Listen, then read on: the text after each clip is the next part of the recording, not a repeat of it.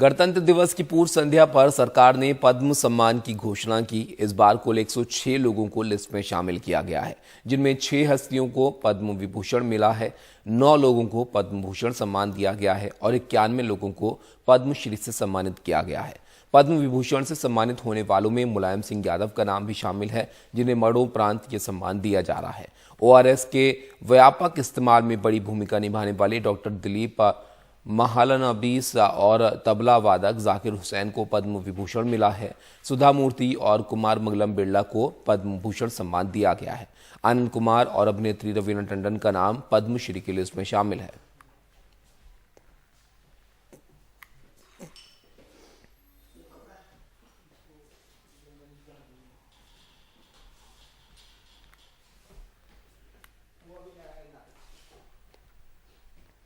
अपने फर्ज को निभाते हुए जान की बाजी लगाने वाले जवानों के लिए सम्मान का ऐलान किया गया है। 2 जवानों को मरणोपरांत शौर्य चक्र दिया गया है। सेना के 2 जवानों को कीर्ति चक्र और 7 जवानों को शौर्य चक्र देने का ऐलान किया गया है। एक पुलिसकर्मी को भी शौर्य चक्र देने की घोषणा की गई है। डोगरा रेजिमेंट के मेजर शुभांग और 44वीं बटालियन राष्ट्रीय राइफल्स के नायक जितेंद्र सिंह को कीर्ति चक्र दिया गया है। तो वहीं मेजर आदित्य भदौरिया, कैप्टन अरुण कुमार को शौर्य चक्र देने का ऐलान किया गया है। Captain Yudhveer Singh, captain Rakesh TR, lance Naik Vikas Chaudhary, Naik Jasbir Singh मरणोपरांत, पुलिस कांस्टेबल मुदस्सिर अहमद शेख मरणोपरांत इनको सम्मानित करने का ऐलान किया गया है।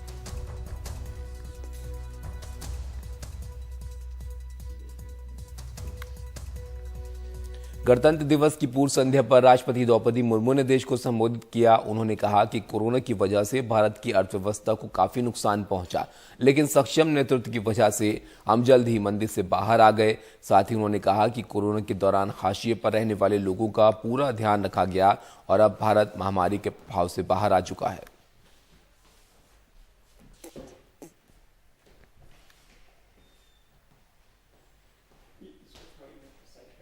गणतंत्र दिवस की पूर्व संध्या पर देश और विदेश में रहने वाले आप सभी भारत के लोगों को मैं हार्दिक बधाई देती हूँ। संविधान के लागू होने के दिन से लेकर आज तक हमारी यात्रा अद्भुत रही है और इससे कई अन्य देशों को प्रेरणा मिली है।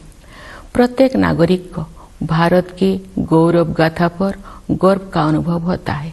जब हम गणतंत्र दिवस मनाते हैं, इतनी विविधताओं से भरा जनसमुदाय एक लोकतंत्र के रूप में एकजुट नहीं हुआ था। ऐसा हमने इस विश्वास के साथ किया कि हम सब एक ही हैं और हम सभी भारतीय हैं। इतने सारे पंथों और इतनी सारी भाषाओं ने हमें विभाजित नहीं किया है, बल्कि हमें जोड़ा है। गणतंत्र दिवस की पूर्व संध्या के मौके पर कई ऐतिहासिक इमारतें जगमगाती हुई दिखीं। सुप्रीम कोर्ट तिरंगे की रोशनी से जगमगाया और 26 जनवरी सुप्रीम कोर्ट के लिए इसलिए भी खास है क्योंकि 26 जनवरी 1950 को जिस दिन देश का संविधान लागू हुआ था, उसी दिन सुप्रीम कोर्ट भी अस्तित्व में आया था और 28 जनवरी को उसकी पहली बैठक हुई थी।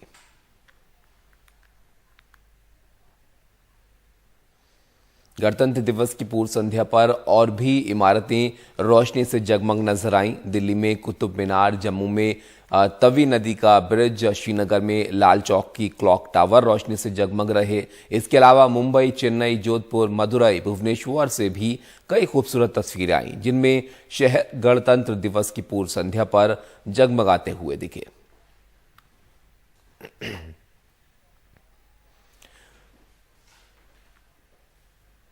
29 जनवरी की शाम बीटिंग द रिट्रीट के बाद एक लेजर शो का आयोजन किया जाना है। उसे लेकर खास तैयारियां हो रही हैं। इसकी ड्रोन से ली गई कुछ तस्वीरें भी सामने आई हैं।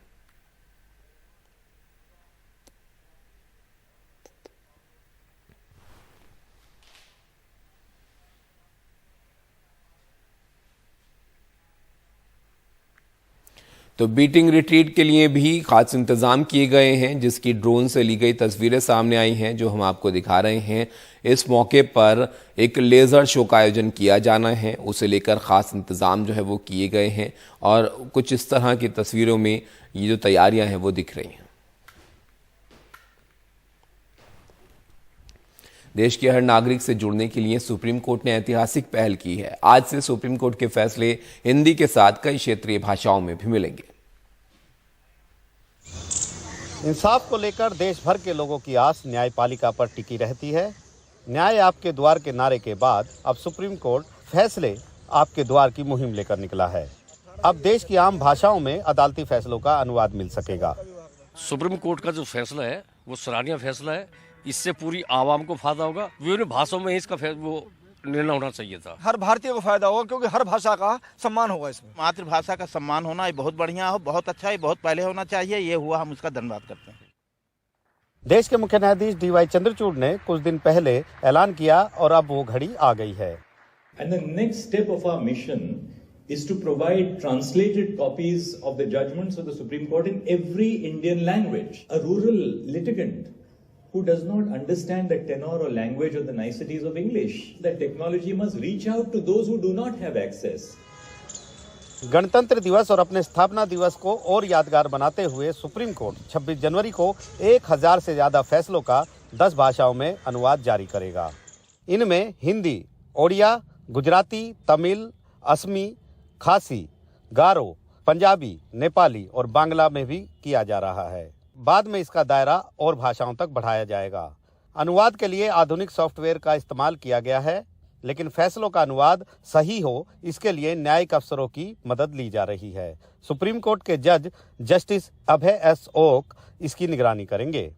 सुप्रीम कोर्ट के इन फैसलों के अनुवाद की कॉपी देखना भी बहुत ज़्यादा मुश्किल नहीं है। आपके पास एक स्मार्टफोन होना चाहिए। उसके ज़रिए आप एक एप्लीकेशन जो है सुप्रीम कोर्ट ऑफ इंडिया की डाउनलोड कर सकते हैं मोबाइल में, और उसके बाद इस एप्लीकेशन को जैसे ही आप खोलेंगे तो उसके बाद एक हेड मिलेगा ESCR। ये एक इलेक्ट्रॉनिक फॉर्म है सुप्रीम कोर्ट के जो जजमेंट है उनकी, और इसको खोलने के बाद इस तरीके का आगे आएगा और उसमें आप कीवर्ड डाल के जो भी फैसला आप देखना चाहते हैं और उसके बाद आप ये कैप्चा डालेंगे, ये अंक डालेंगे इस तरीके के, और उसके बाद ये वो फैसले खुल जाएंगे और उस भाषा के भी खुल जाएंगे। अभी इस पे अपग्रेड ये हो रहा है। इसके बाद यहाँ पर आप कोई भी फैसला अपनी इन भाषाओं में देख सकेंगे। सुप्रीम कोर्ट ने इस तरह की व्यवस्था की है ताकि लोगों को दिक्कत ना आए, और खुद चीफ जस्टिस ने कहा कि तकनीकी का इस्तेमाल करना इस मामले में बहुत ज़रूरी है। सुप्रीम कोर्ट के इस कदम की खुद PM मोदी ने भी तारीफ की है। वहीं कानूनी पेशे से जुड़े लोग भी मानते हैं कि इससे आम लोगों के साथ साथ दूसरों का भी फायदा होगा। ये सुप्रीम कोर्ट का ये बहुत ही सराहनीय कदम है, क्योंकि हमारे देश में बहुत सारे प्रदेशों में इंग्लिश का प्रयोग बहुत कम होता है, और जो नीचे तबके के लोग हैं या ट्रायल कोर्ट में जिनके मुकदमे लगे होते हैं या वकील भी हैं, वो इंग्लिश को उतना अच्छे तरीके से नहीं जानते हैं जिस तरीके से इंग्लिश जितनी यूज़ करी जाती है जिस लेवल की। ऐसे में अगर उनकी अपनी लैंग्वेज में अगर जजमेंट उनको मिलेंगे तो उस जजमेंट का मेन जो तत्व है वो उनको समझने में बड़ी आसानी होगी।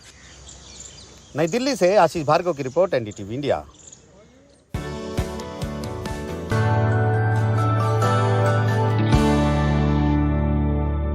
दिल्ली हर साल पराली के धुएं से जूझती है, लेकिन मध्य प्रदेश में वैज्ञानिक तथा औद्योगिक अनुसंधान परिषद ने इसका हल ढूंढ निकाला है। भोपाल में हुए अंतर्राष्ट्रीय विज्ञान महोत्सव में इसको प्रदर्शित भी किया गया।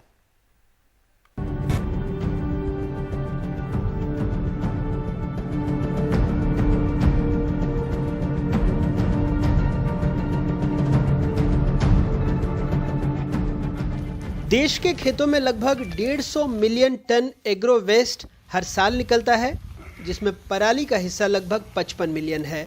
हर साल इसके धुएं से दिल्ली और इसके आसपास के इलाके के फेफड़े फूल जाते हैं। लेकिन भोपाल में CSIR के advance material and process research institute AMPRI के शोधकर्ताओं ने पराली को हाइब्रिड वुड में बदलने की तकनीक इजाद की है, जो पारंपरिक प्लाईवुड की तुलना में 30% सस्ता और 20% मजबूत होगा। ये बोर्ड बनाने के लिए खाली 2 चीज़ चाहिए, एक पॉलीमर, दूसरा पराली। हम लोग कुरुक्षेत्र एंड पखवाड़ा वो फार्मर के साथ इंटरेक्ट किया है। हम वर्कआउट कर रहे हैं पंजाब, हरियाणा, इन यमुनानगर प्लाईवुड इंडस्ट्री क्लस्टर में एक पराली बोर्ड बनाने के लिए इंडस्ट्री क्रिएट करने के लिए।